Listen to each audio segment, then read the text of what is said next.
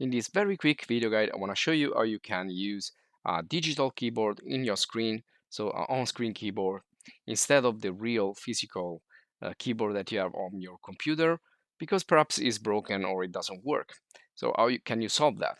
Well, you need to go in the Windows Start menu right here and just search for keyboard. You can see we can activate the on-screen keyboard right here. So this is really simple.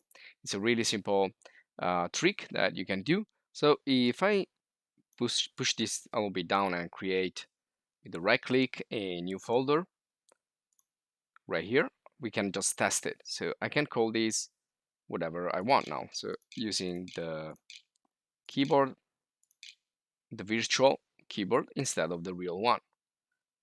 There you go. So you will find all the keys that you have there also in here. This will be all for this really quick video guide. If you enjoyed, please subscribe to the channel and stay updated with other video guides about the digital world, Windows platform, and so on. And if you also want to give us a little thank you, you can join the channel as a supporter. Thanks for watching and see you in the next guide.